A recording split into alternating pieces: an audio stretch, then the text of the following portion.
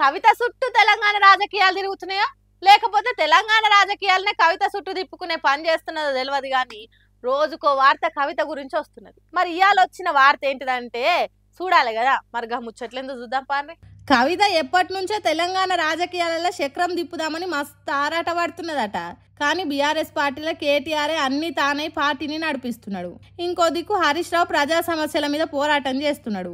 అయితే టీఆర్ఎస్ పార్టీలో కవితకుండే స్థానం అట్లనే ఉన్నా అంతకంటే పెద్ద లీడర్ కావాలని ఆరాట పడుతున్నది. అందుకే కేసీఆర్ కు లేఖ రాసింది. సభలు పెట్టి సొంత పార్టీ పాలనలో సామాజిక న్యాయం జరగలేదని అన్నది. బీఆర్ఎస్ లో నంబర్ 1 లీడర్ అయ్యేతానికి పడరాని పాటలు పడుతున్నది. అటు ఆ పనులు చేసుకుంటేనే కేసీఆర్ మా దేవుడు అంటున్నది. అసలు ఇంతకు కవిత రూటు ఎటు అని ప్రజలు అనుకునే దానికి వచ్చింది. కొన్ని రోజులు కొత్త పార్టీ పెడుతుంది అన్నారు. ఇది ఇప్పుడు ఏకంగా కాంగ్రెస్ పార్టీలకే పోతుందని అంటుర్రు. మధ్యవర్తులను పెట్టి మంతనాలు కూడా చేసిరట. కానీ కాంగ్రెస్ పార్టీలకు కవితను వద్దంటే వద్దంటున్నారట కాంగ్రెస్ లీడర్లు. ఇక టీఆర్ఎస్ పార్టీలో కవిత కల్లోళ్ళ మీద BJP leader Medak MP Raghunandan Rao ఏమంటున్నాడో ఇనుండ్రి.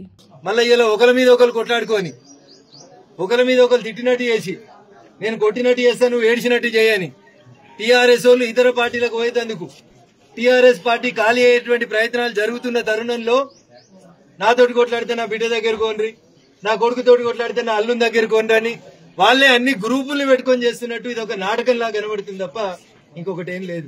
తండ్రికి బిడ్డకు మధ్యలో మధ్యవర్తులు ఎందుకు? నేరుగా మాట్లాడుకోవడానికి ఫోన్ ఉంది, ఫామ్ హౌస్ ఉంది.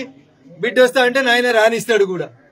ఇవన్నీ కూడా ఈ రాష్ట్రంలో ఉన్నటువంటి సమస్యల్ని పక్కదారి పట్టించి వ్యక్తిగతమైనటువంటి ఎజెండా తోటి వాళ్ళ కుటుంబంలో ఏదో జరుగుతుంది వాళ్ళే లీడర్లు కావాలనుకొని తండ్రి కొడుకు అల్లుడు వీళ్ళెవరికి నచ్చకపోతే మళ్ళీ కూతురు దగ్గరకు పోయేందుకు ఇంకో కొత్త కుంపటి పెట్టాలన్నట్టు కనబడుతుంది. చెల్లె కవిత ఆల్రెడీ మెంటల్ గా ఫిక్స్ అయినట్టున్నది. టీఆర్ఎస్ పార్టీలకు వెళ్ళి బయటికి పోదామని, సొంత ఎజెండా పెట్టుకుందామని, అక్క షర్మిలక్క చేసినట్టు పాదయాత్ర చేద్దామని, ఓ కొత్త పార్టీ పెట్టుకుందామని ఆమె డిసైడ్ అయినట్టు కనబడుతుంది. తేదీ ముహూర్తం కూడా నాకు అర్థమైన కాడికి బహుశా జూన్ 2వ తారీఖున కవితమ్మ కొత్త పార్టీ పెట్టొచ్చు.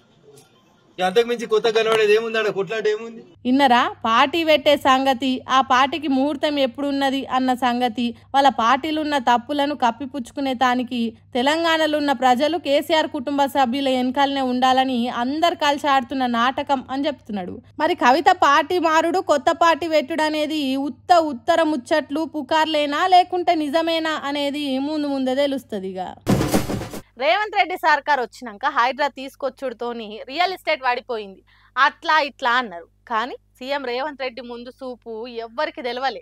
కానీ ఇప్పుడు హైడ్రాతోని ఎంత మంచి జరుగుతుందో చూడుండ్రిగా. హైడ్రాను తీసుకొచ్చిన తర్వాత ఏం తక్కువ 18 చెరువులు 22 పార్కులు 100 ఎకరాలు కోట్ల విలువ చేసే భూముల్ని కాపాడింది హైడ్రా. చెరువులు వాగలే కాదు నాలాల మీద ఉన్న భూములను రక్షించింది. ఏదో హైడ్రా తెచ్చినా అయిపోయింది అని చేతులు దులుపుకోకుండా ఎప్పటికీ ఎల్లకాలం ఉండేటట్టు పోలీస్ స్టేషన్ ఏర్పాటు చేసింది రేవంత్ రెడ్డి సర్కారు. షేర్లింగంపల్లి మండలం రాయదుర్గంలో కోట్ల విలువ చేసే కుమ్మరికుంట చెరువును కాపాడింది హైడ్రా. దీంతోని ప్రశాంతి హిల్స్ లో ఉండే పబ్లిక్ ప్రశాంతంగా ఉండేటట్టు అయింది. అట్లనే పీర్జాదిగూడలోని కంచపర్వతం ఊరు బొందలగడ్డను కబ్జా చేసినారు కొందరు. ఆ కబ్జా షెర విడిపించింది హైడ్రా. దీంతో అక్కడి జనాలు బంతి భోజనాలు పెట్టుకొని బాంబులు కాల్చి సంబరాలు చేసుకున్నారు. హైడ్రాని ఆకాశానికి ఎత్తిండ్రు. జూబ్లీ హిల్స్ లో కూడా అంతే అయింది. ఎప్పుడు వానలు వచ్చినా ఆగమాగమయ్యే చంపాపేట మారుతినగర్ ఏరియాను వరదల నుంచి కాపాడింది హైడ్రా.